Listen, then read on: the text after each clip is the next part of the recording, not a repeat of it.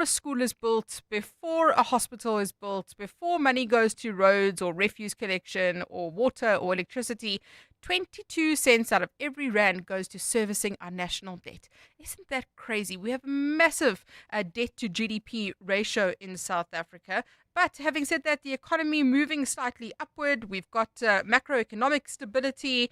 There have been improvements. We've seen the sovereign credit rating coming down, foreign direct investment. We've seen inflation coming down. So, what are your expectations ahead of the budget speech this afternoon? And then, what would you like the finance minister to say? Watch out for tax creep. I think that's going to be the big thing that's going to come out of this. And as usual, sin taxes, I think, is always going to be a problem as well. There are some protests taking place already outside Parliament.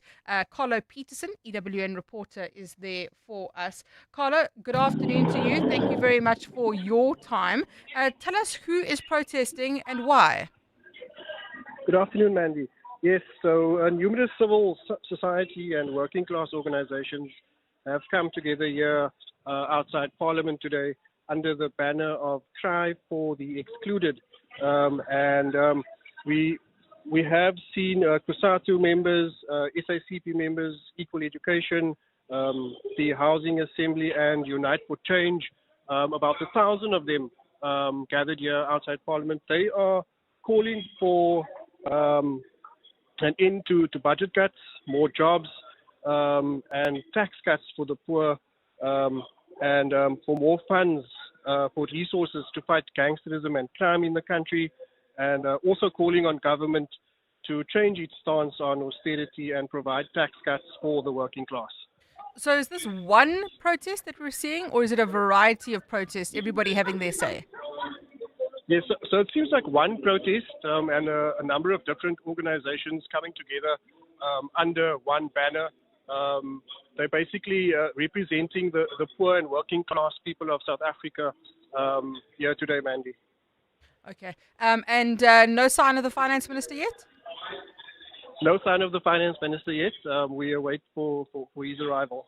Carlo, thank you very much. Carlo Peterson, EWN reporter, speaking to us there. Well, let's look ahead to the Finance Minister's address this afternoon and speak first with the ANC spokesperson, Mahlengi Bengu, joining us now. Mahlengi, good afternoon to you. Thank you for your time today. As the ANC, obviously part of the Government of National Unity, are you confident that there is stability? There will actually be a budget delivered today, unlike what we saw a year ago?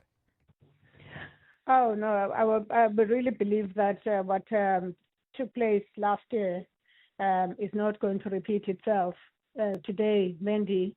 And I say this because all the parties, both within the GNU and some outside of the GNU, have given a thumbs up, have made inputs, and their inputs were considered those that cared to make inputs into the speech of the Minister of Finance.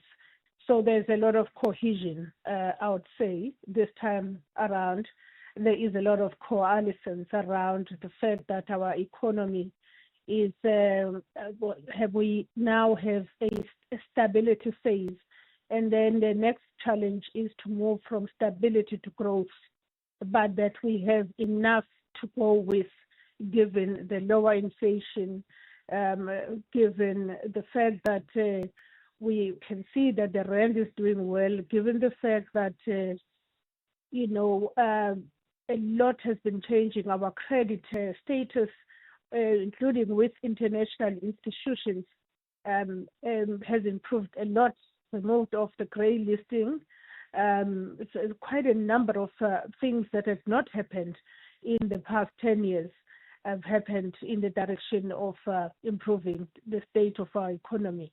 And that bodes well for growth, for now moving into growth and ensuring that it is inclusive growth and it is the growth that creates employment. As you mentioned, there are some good signs coming through, renewed economic momentum, growing confidence. We still have a massive debt problem and servicing debt in South Africa as a percentage of GDP. What are your thoughts as the ANC on the stabilization of public debt? Even public debt is much more stable than it's been before, by the way. And we must continue, though, to strive for a lower debt ratio because it's in the best interest of South Africa to ensure that what we have borrowed is paid, and that we do not have the challenge of a higher debt ratio as we have in many terms. But we're happy that there is some stabilization in that direction. And in terms of tax policy, what are you anticipating? Well, we are anticipating that there will be no changes or major changes or any changes at all to the tax policy, and that should be a relief for our people. That should be a relief for consumers, for businesses as well. We're hoping that none of the taxes are going to be affected. We certainly expect that that won't be the case. And as I say, we are quite buoyant as the ANC going into this budget, because we can see that the work of the many, many months and years is now kicking in, and we're starting to see some green shoots in the direction of economic turnaround.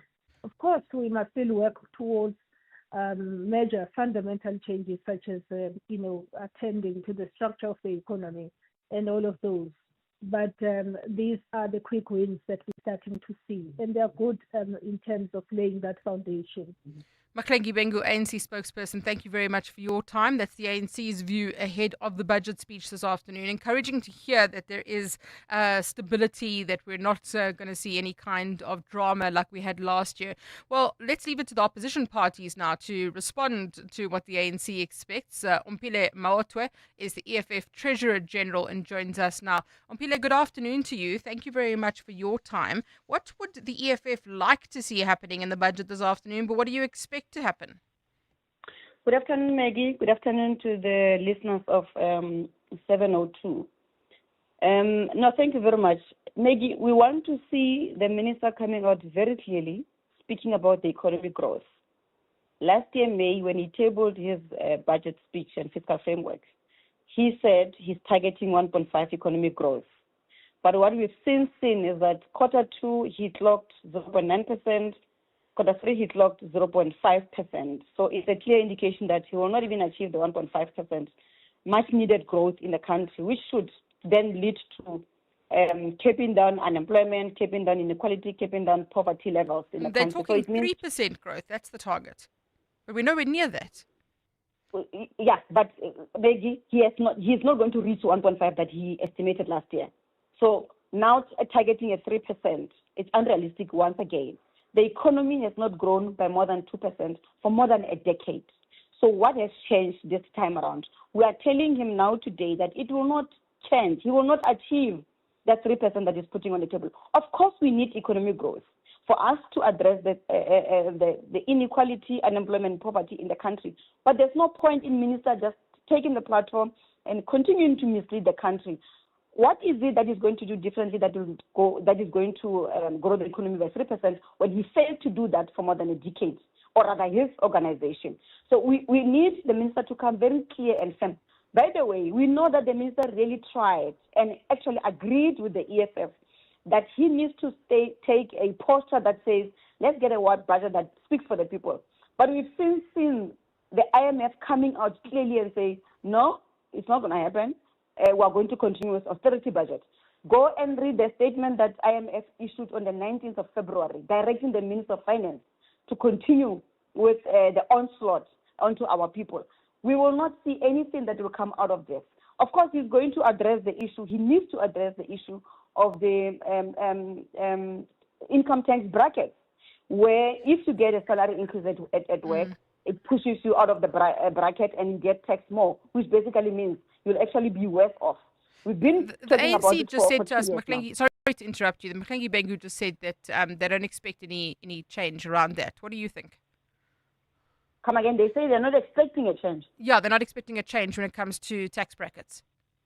No, but that's what we're saying, that is a continuation of the onslaught on the workers, because essentially it pushes you out, and then you are taxed more. We've been talking about this with the minister for 2 years now. To the minister, you have not adjusted the income tax bracket.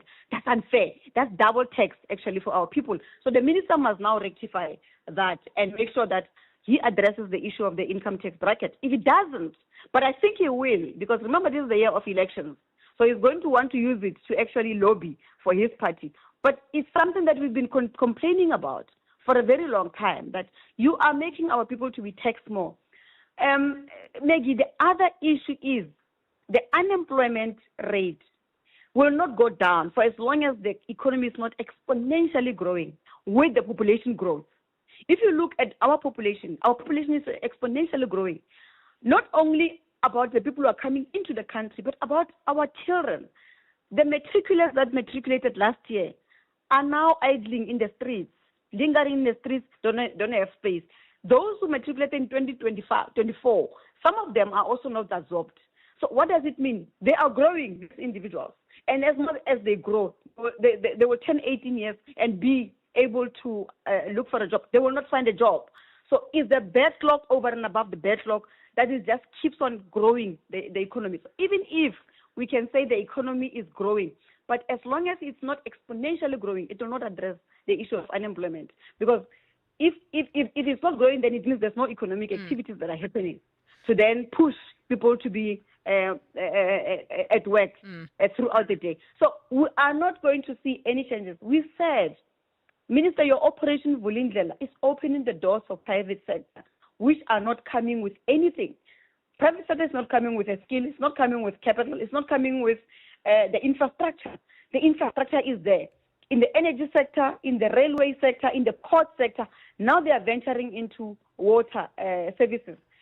We are privatizing the country, and we know that private sector, what they do is basically to make profit at all costs, in expense of our people. Right. The other major issue is that you will not grow the economy for as long as there's no stable electricity in the country. Factories need to run 24/7. You can't run a production line of stop and go. It doesn't work like that. Not anywhere. Not in the mining sector, not in the manufacturing sector, not in the engineering sector. You need to run a full production where there's no interruption. But that interruption also must not be expensive. Electricity is high. So what's the point of stabilizing electricity when it's not affordable? So there's no stability that you are going to get to bring the economy to grow for as long as that same electricity is not affordable to our people. So I'm so sorry. I have to stop you there. We are out of time, unfortunately. Speaking of interruptions, Mpile Mawotwe, the EFF Treasurer General, speaking there about the expectations ahead of the budget this afternoon. Look, I have different views on that. I think that we do have a stable electricity grid at the moment. We haven't had load shedding in a year and a half. That's been a big boost to economic investment. I think Operation Vulindlela in the private sector is contributing to growth and job creation. And I think that's one of the reasons we've got stable electricity. But that's the view of the EFF. On the WhatsApp line, Mandy, you must undoubtedly hold the record for the Daily Show host whose name people get wrong. I've never heard you called Maggie before. That's a regular occurrence, unfortunately. We have tried to explain that. Mandy, the ANC deliberately chooses poverty and unemployment through its obstinate adherence to its racist and socialist policies such as BEE and EWC. The economic catastrophe is a result of these policy choices, so voters must decide. ANC and EFF MK with resultant poverty and unemployment, or a more pragmatic party coalition pursuing market and investor enabling policies that support growth and development. That's from Mike. Thanks very much. Keep sending WhatsApp voice notes through to us. Hi, Mandy. This is Sidole Tsusumane. Mandy, we don't expect him to touch the VAT because he bent his fingers the last time trying to do that. And what I am expecting is that he will increase the grants. Yes, all kinds of grants, and maybe put some money in the infrastructure, for hospitals and so on. Yeah, thank you. Growing a business is a 24/7 job. In fact, 55% of small business owners say they can never switch off. Usually it's personal moments like missed date nights and long overdue holidays that pay the price. Xero wants to help you claim one back with an emotional tax return. To enter, share a moment you missed while growing your business on Instagram stories and tag at Xero, spelled with an X. Competition ends 22nd March. T's and C's apply. From your pet's bowl Chipolito, brew. or Barcelona, maybe Bordeaux, How about Brazil? or Bots, Betty's, Baviance, Bella Bella, or even Benoni. Buy any Hills pet food and you could win one of 10 holidays worth 200,000 Rand each. Or take the bucks. Scientifically proven formulas for your pet. An adventure for you. Hills Pet Nutrition. Science does more. T's and C's apply. The Outsurance pointsmen know that every car on the road carries a story. There's a car with a parent shuttling his kids, with a back seat full of chatter, laughter, lunchboxes, and lost shoes. The Outsurance pointsmen know it's not just a car in traffic, it's a regular yet special slice of a family's life. Every story's different, and every story matters. That's why the Outsurance pointsmen have been doing what they do since 2005, in proud partnership with 702. Outsurance is a licensed insurer and FSP. To walk the talk is to turn words into meaningful actions. And it's what we at 702 are committed to doing every day. We're also committed to following the rules set out by the Broadcasting Complaints Commission's Code of Conduct. To give you balanced programming, fair comment, and accurate news. But if we stumble along the way and you feel we're not living up to the code, let us know on comment@702.co.za. And if after that you're still not happy, you can direct your complaint in writing to the Broadcasting Complaints Commission, PO Box 412365, Craig Hall 2024. For more, visit bccsa.co.za. WhatsApp Mandy On 072 702 1702. 22 cents of 1 rand may well go and does go to servicing debt that this ANC government has put this country into. But the balance, the other 78 cents, doesn't go to infrastructure. It doesn't go to electricity. It doesn't go to water. It doesn't go to security. It doesn't go to law enforcement on the roads. It goes into the pockets of Cyril and his mob. Julie. Thanks, Julie, for that WhatsApp voice note coming through. So just read the Auditor General's report. I think that's probably a great starting point about where the money goes, where the money doesn't go, how much of it is wasteful and fruitless expenditure.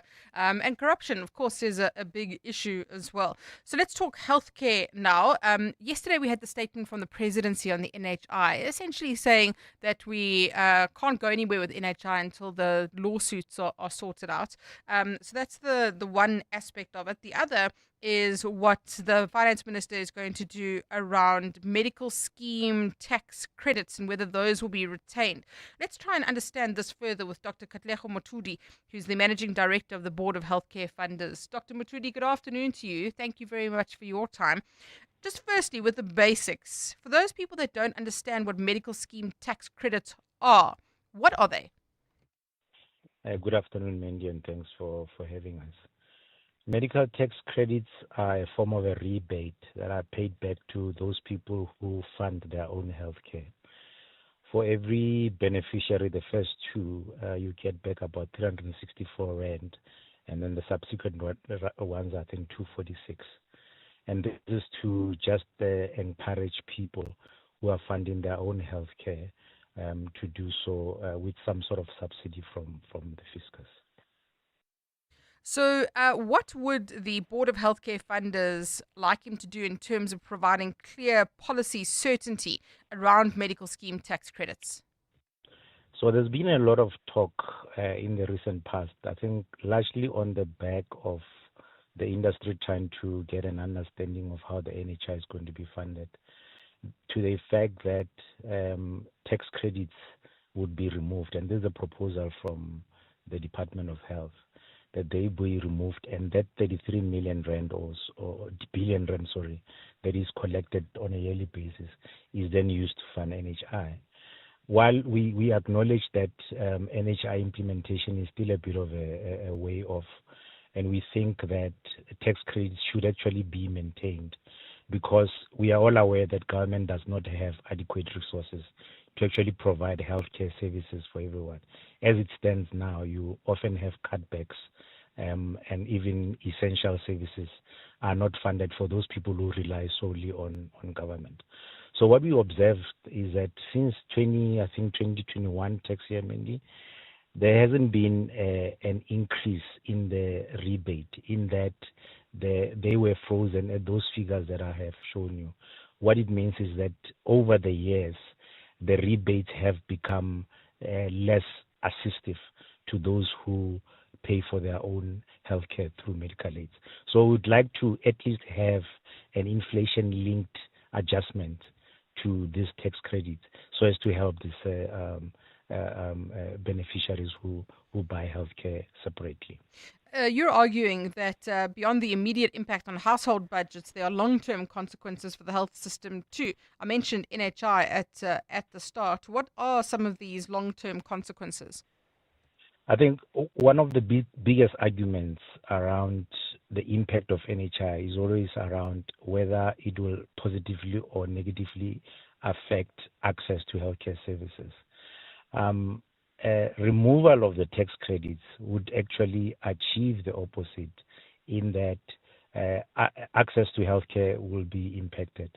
We estimate that if you remove tax credits, something between 400 and 700,000 families would no longer be able to afford healthcare in the private sector, would then thus rely on state. And we know that at the moment, the state cannot actually afford for the 53 or so million people that rely on it.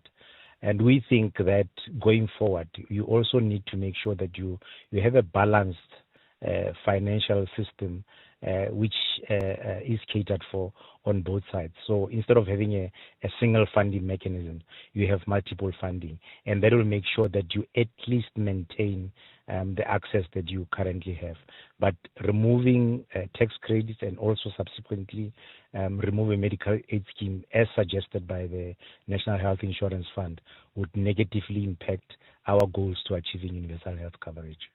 Dr. Katlego Motudi, Managing Director at the Board of Healthcare Funders, thank you very much for your time today. Looking ahead at budget this afternoon. 12:31, time for Eyewitness News headlines. Thanks, Mandy. Good afternoon. Some labour unions are demanding targeted industrial support for vulnerable sectors such as clothing, textiles and footwear when Budget 2026 goes live today. Finance Minister Enoch Godongwana's budget speech comes as local manufacturers buckle under pressure, including a tougher tariff regime which has impacted exports. The Madlanga Commission of Inquiry is considering bringing in the doctors who signed sick notes for witnesses scheduled to appear before that commission.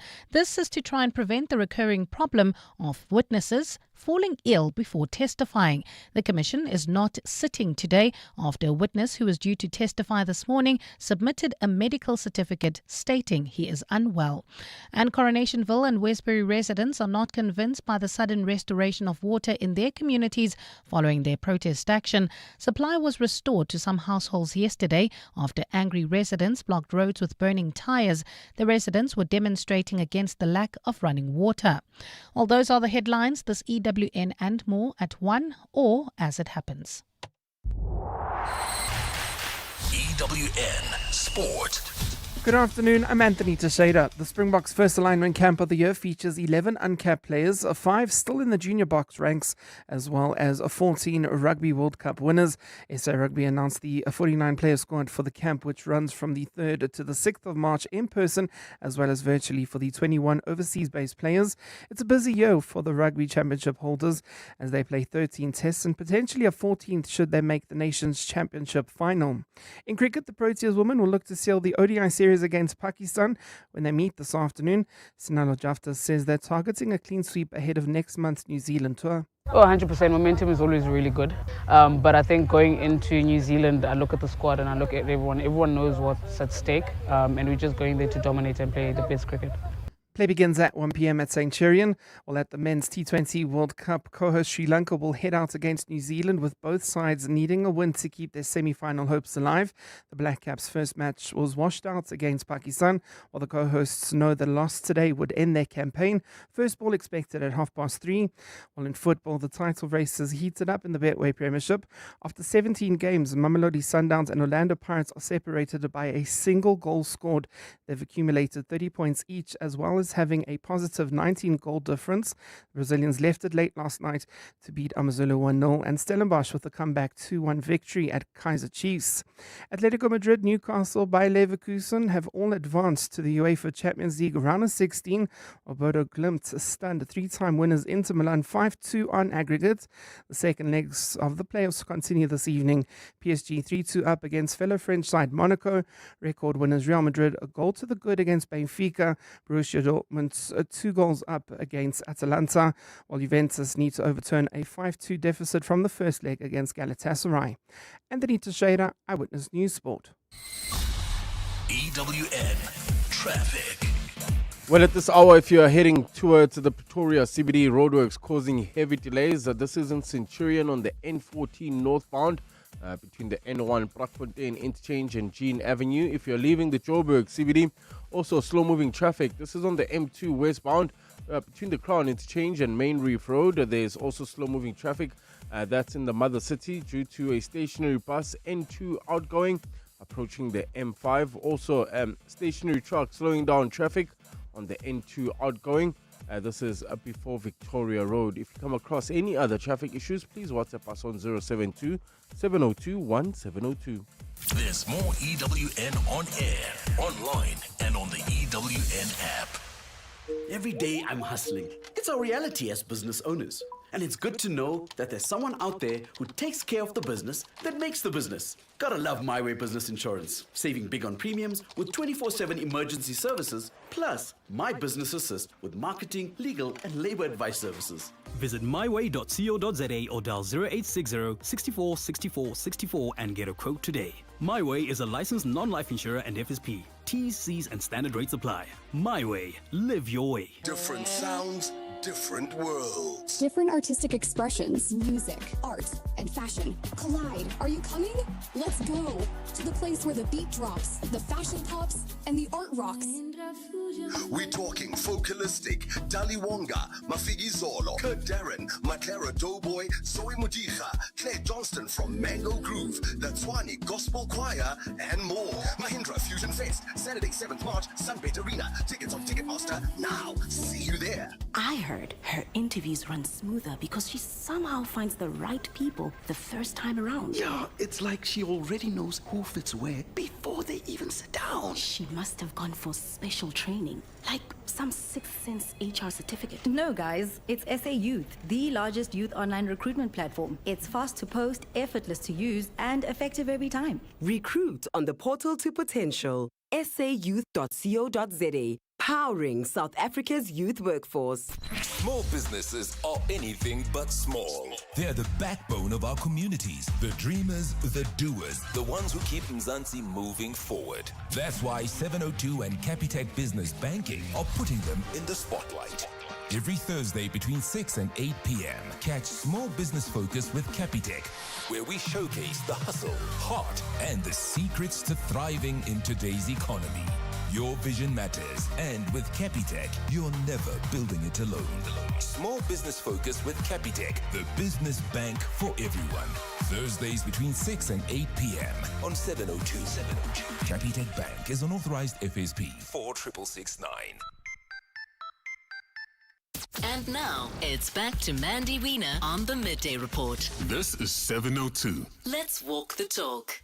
12:37 on the Midday Report with me, Mandy Wiener. On the WhatsApp line, lots of reaction to the budget and what you expect the Finance Minister, Enoch Godongwana, to announce today. Lex says, Mandy, the inherently corrupt ANC cadres are rubbing their hands in glee at the thought of getting their thieving hands on the NHI billions, just as they raped, pillaged and stole over 500 billion during the COVID-19 crisis. Yet still nothing has happened to the thieves who are still firmly ensconced in government. Whew, okay. And then Gift says, Mandy, the EFF says South Africa must have exponential growth of the economy to absorb the unemployed. The economy is growing at 1%. Simple maths. 1 to the power of 100 is equal to 1. No change. That's from Tabang in Vanderbijl Park. Keep sending your WhatsApp voice notes. Let me know what you think about the budget this afternoon. Are you worried about budget creep, about the tax bracket creep? Are you worried about sin taxes if you're a smoker or a drinker? What are you watching out for today? Do you think we'll get any big surprises or not? Cosatu is urging a pro-worker budget to end austerity and tackle the unemployment crisis. Let's speak now to the spokesperson, Zanele Sabela, who joins us. Zanele, good afternoon to you. Thank you very much for your time. Cosatu awaiting the budget this afternoon that's going to be tabled by the finance minister. The challenges facing the working class, you say, are dire in spite of important areas of green shoots. What would you like to see happen? Hi, Mandy. Thank you so much for the opportunity. We would like to see a budget that responds to this dangerously high unemployment figure of 41.1% when you look at people who are now tired of looking for work because they haven't found any. And so just like one of your listeners has said, that our economy has been stuck at growing at 1%. It's now at about 1.4%, which doesn't actually get to where we're supposed to get to. We're supposed to get to 3% to actually start creating the jobs that this economy needs. We're also looking at the green shoots that you're talking about. Eskom is doing well. We're seeing reforms at Transnet. When Transnet works effectively, it supports manufacturing, agriculture, and mining. And those are job-rich sectors that we need to see, employing more people. We've also looked at metro rail transport people to and from work at a very cheap price because it's heavily subsidized. But then we're also we are very worried as Cosatu at state-owned enterprises. We need something happening, turnaround plans for Danel, for SABC, the post office and Postbank. Particularly those people at the post office and Postbank haven't had a salary increase in 8 years. It is too much to be asking people to just keep showing up for work. And regardless of whatever else is happening there at the post office, the fact that now they were expecting for the turnaround plan to be funded to the tune of 3.8 billion, but now it doesn't look like it will be coming through. So it's a really unsettling time for workers. Cosatu says it wants a fundamental break with failed neoliberal policies and austerity budgets, that's how we can rebuild public and municipal services. So in short, you want government to spend on infrastructure, on bigger budgets for the police, the prosecuting authority, etc., a bold industrial stimulus package as well. Talk us through that. We do. We want all of that. We all know that, municipal services have gone to a halt. Actually, they're collapsing. About 70% of municipalities actually have financial difficulties. Some workers find themselves not being paid at the end of the month, let alone the pension funds and the UIF contributions. So when government hires, they're frozen. They have, vacancies in public service that are frozen. If they hire people are supposed to do the jobs that, public service delivery is supposed to happen. When service delivery happens, it doesn't just serve the communities. It also serves the businesses in those communities. And that's how we then start. We also need those stimulus packages for small businesses, for industrialization. We've all had the horror stories. Things that have been happening. The British American tobacco saying it's closing. That's illicit, illicit trading. In terms of corruption and crime, that also, when you talk about the police, that needs to be funded. The NPA also needs support. And so does the judiciary. We've seen people being shot outside court or even inside court. Now, if you're a judge or a lawyer in court and these things are happening in front of you, it's very unsettling. So the infrastructure within courts also needs to be improved. everywhere else, the president always speaks about the fact that let's turn South Africa into a construction site. If that happens, then there'll be more jobs, and we'll see this economy start to move in the direction that we all want to see it moving in. Thoughts on the SRD grant being accessible to all unemployed persons? So exactly that, but then we want more as Cosatu. We want it to be taken to the food poverty line. That's about 795 rands. That way somebody can actually feed themselves. But then we also, once we get there, we also want it to be made permanent, so that anyone who doesn't have a job is actually just doesn't fall off the radar, is actually able to sustain themselves until they get a job. The other thing that we're looking at is UIF. UIF has a TERS, which we all are aware of during COVID. If it works appropriately, those companies that are in financial distress then are able to claim so that they can pay their workers and not necessarily get rid of their workers, which tends to happen when businesses are in trouble. The first place that they look at is cutting workers. And so when that works, when TERS works properly, then we can mitigate that. One of the big concerns always is a bloated wage bill that the finance minister needs to fund. As Cosatu, obviously, you're arguing that actually we need frontline workers, we need doctors, we need nurses, we need civil servants to keep things going. But surely when we're spending so much money on an inflated wage bill, it makes things difficult to find funding for anything else. An inflated wage bill in the public service is a fallacy, Mandy. It's a fallacy because, for one, we talk about the fact that there are Home Affairs. The new minister, when he came in there, he came out to say, you know, in a place where I should have 10 people, I actually have 4 people. That's a deficit.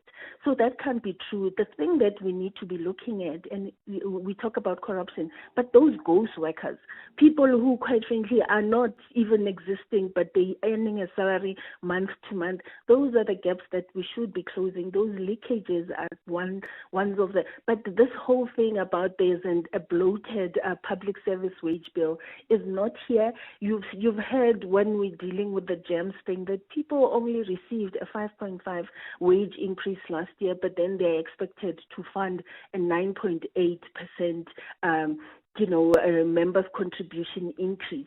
So it's those things. It's a fallacy. It's something that gets said so many times that it actually becomes the truth when it isn't true at all.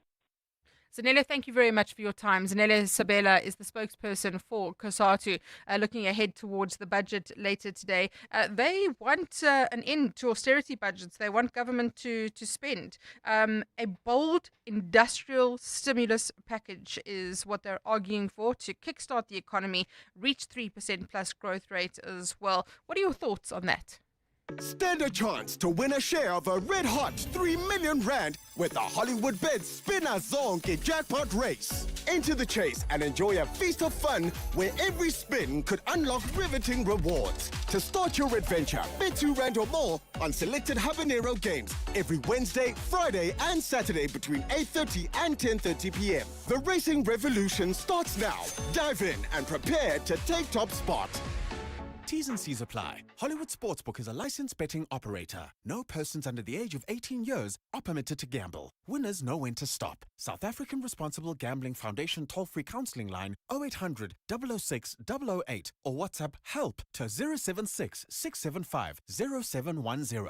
The Outsurance pointsmen know that every car on the road carries a story. There's a car full of groceries and a lady who will be attempting to make her mother-in-law's famous recipe for the family dinner tonight. The Outsurance pointsmen know it's not just a car in traffic, it's butterflies and a potential bonding moment. Every story is different and every story matters. That's why the Outsurance pointsmen have been doing what they do since 2005 in proud partnership with 702. Outsurance is a licensed insurer and FSP. Meetings Africa Africa is celebrating 20 years in 2026. Over the years, Meetings Africa has connected Africa to the world through a consistent showcase of Africa's diverse offering of services and products in the meetings, incentives, conferences, and exhibition sector. Join us at the Santa Convention Center from the 23rd to 25th February 2026. Register at www.meetingsafrica.co.za. Brought to you by South African Tourism. This is financial year end. This is financial year end supercharged with the help of Zero Small Business Accounting Software. Try Zero free for 30 days. Terms apply. Search Zero with an X.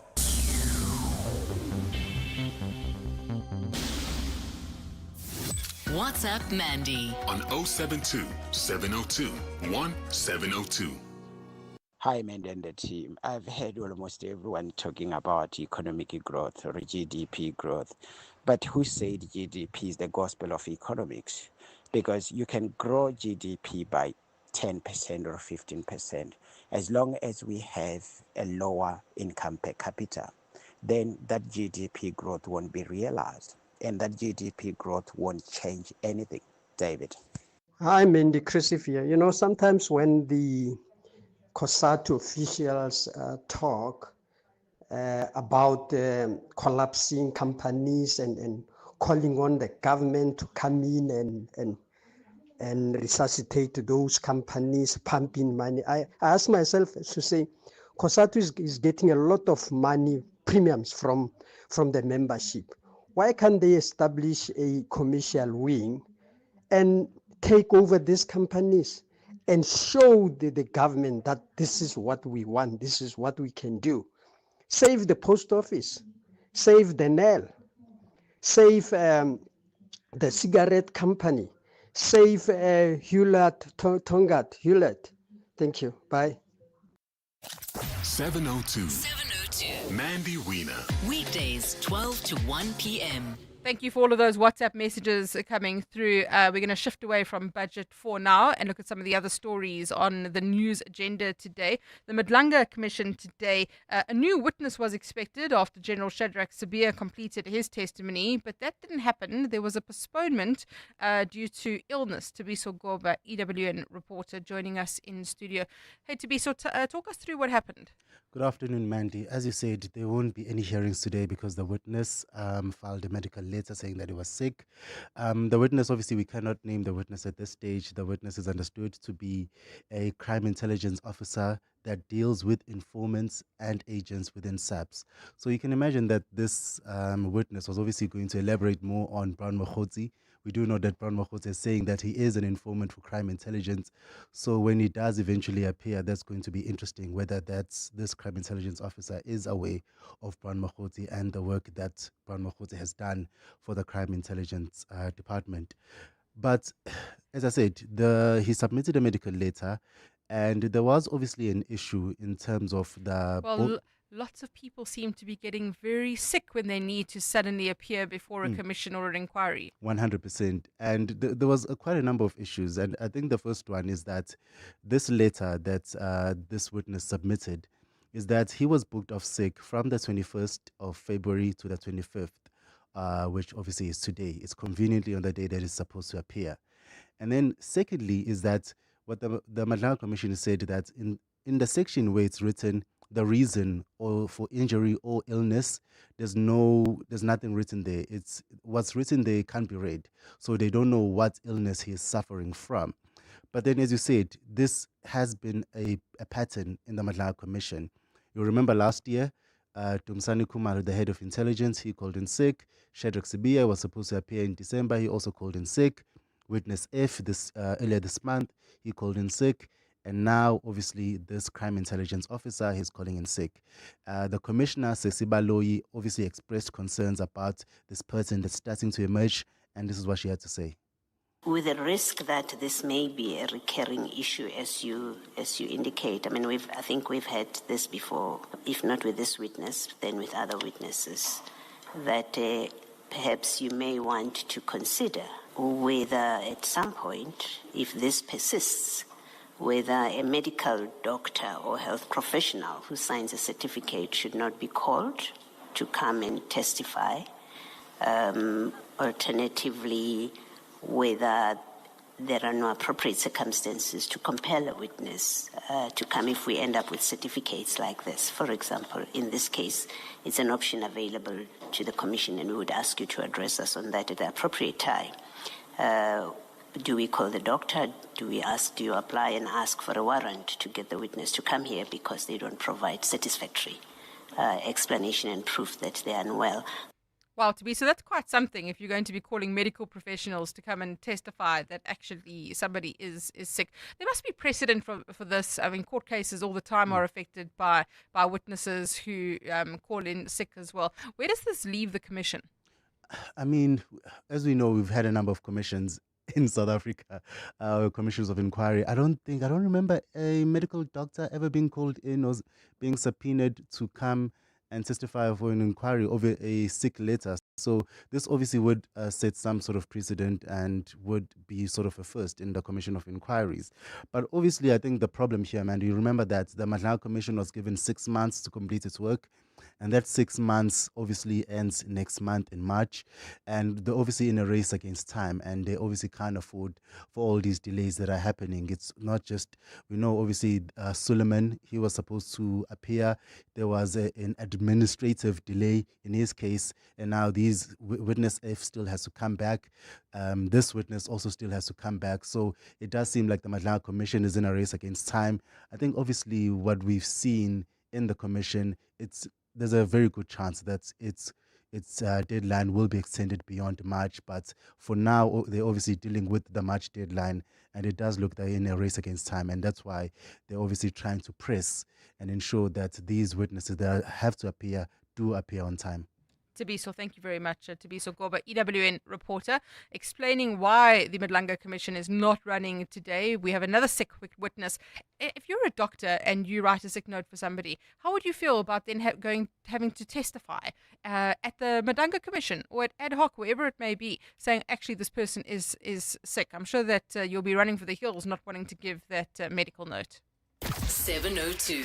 The Midday Report with Mandy Wiener. Let's walk the talk. We've been following this Hawks raid in Mpumalanga that took place on Sunday. There's been court appearances this week. The Mpumalanga Education Department fraud suspects matter, that's continuing in the Mbombela court today. And Nhlanhla Mabaso, EWN reporter, is following that story for us. And Nhlanhla, good afternoon to you. Tell us about where we are in this matter. Well, Mandy, we are at the final stage of the bail application because the 10 remaining suspects or accused are now in the dock, and their legal representatives are applying for bail and, of course, giving court the circumstances under which they should be given bail. But, of course, you'd recall that the state did not oppose bail, but argued that, in fact, they should be given, 50,000 going up worth of bail because that would ensure that they do not miss court, because if they do, they would forfeit their bail to the state. But they are on the dock currently arguing that they should be given bail, and something that the magistrate is currently listening to. But the prosecution in this matter, Mandy, is saying the fact that it does not oppose bail, it doesn't mean that the offenses that they've committed are less serious. That's why they say that they do want them to continue their lives, but will have to come back and answer for that 113 million rand that was the tender rather, that was appointment unnecessarily. And according to the Hawks in the province, there was no need for any repairs or maintenance at the schools that they selected. But also what is intriguing and something that the state has pointed out to Mandy is how calm these suspects look, accused look, Mandy. The fact that they're here applying for bail, some of them are arguing that they can only pay 5,000 rand, saying that they have no money. But the state pointed to the fact that some of them are wearing clothes worth 50,000 rand, but yet they can't be paid. They say they cannot pay 50,000 for bail. They can only afford 5,000. And something really that I've also found intriguing, mainly, that these are people who are accused of defrauding the Department of Education money that could have went to a greater extent in assisting the suffering department, rather, that is also facing budget cuts. But they are here wearing your Louis Vuittons, your Gucci's, all these. Stop it. Are they really appearing in court wearing Louis Vuitton and Gucci and all of that? And Versace scarves, what are you talking about, Mandy? I mean, Amaxhosa t-shirts and all. Well, I'm not saying if there's anything wrong with people wearing luxurious brand, but these are people Yeah, but there's accused, in great fact, great irony in the fact that these people who are accused of defrauding a government department Indeed. wearing that when they're in the dock. Indeed, and that's something that the state prosecutor here, Pranishna Jagannath, also raised to say, remember that some of these people who say, Mandy, they cannot pay 5,000 rand bail, the state has been, during their investigation, because these are investigations that started in 2018, have been able to, bring to light that some of their children go to schools that are expensive. They go to your big private schools in the country that I cannot name, but Yes. the fact that they say they cannot pay 5,000 rand, the state says that is a bit of disrespect. This matter, Mandy, they will be given their bails, but this matter will come back to court on the 26th of March, where 4 other suspects who are yet to be arrested will join them on the dock. Thank you. Nklanhla, thank you very much. Nklanhla Mabaso, EWN reporter. You got to love this. The irony. Wearing Louis Vuitton, Amaxhosa, wearing Versace when you're in court for defrauding the government.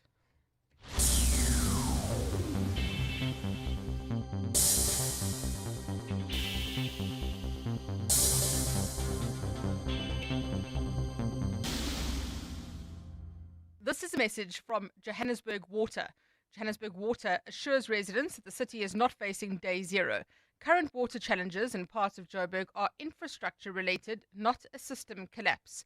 To strengthen supply, the city is implementing major upgrades, including the Iran Tower and Coleswald Reservoir in Midrand, the new Brixton Reservoir and Tower supplying Melville, Immerentia, Westdean and Coronationville, and the Jabulani Reservoir in Soweto. The city thanks residents who have embraced water-saving efforts. Johannesburg Water, a water utility that cares. When you train for results, you don't quit halfway. Earn up to 7.35% interest with a Nedbank Just Invest account. Access your money within 24 hours. Keep your money agile. Get money fit with Nedbank. See money differently. Nedbank. For more information, visit nedbank.co.za. We're licensed FSP and registered credit provider. T's and C's apply. Buy any Hills pet food and you could win one of 10 holidays worth 200,000 Rand each. Or take the bucks. Scientifically proven formulas for your pet. An adventure for you. Hills Pet Nutrition. Science does more. T's and C's apply. When the Mahindra Fusion Fest 2026, powered by 702, brings you Z, Focalistic, Dali Wonga, Zoe Mudira, and more. Fashion, art, and music will take center stage. And so can you by playing the daily Mahindra Fusion Fest quiz on 702 for up to 10,000 Rand and 2 tickets to the fest. WhatsApp the keyword Mahindra to 072-702-1702 with your name and ID number. Every day this week from 1 p.m., 702 afternoons with Rebukile Mabucha could call you back. The Mahindra Fusion Fest 2026, powered by 702. TCs and more on PrimeMediaPlus.com. The Midday Report. Thank you very much for listening. Keep listening to EWN throughout the afternoon for updates on the Finance Minister's budget speech this afternoon. It's 1 o'clock, time for Eyewitness News. This is EWN. Godongwana gets ready to deliver Budget 2026 and the Madlanga Commission raises concerns over sick witnesses.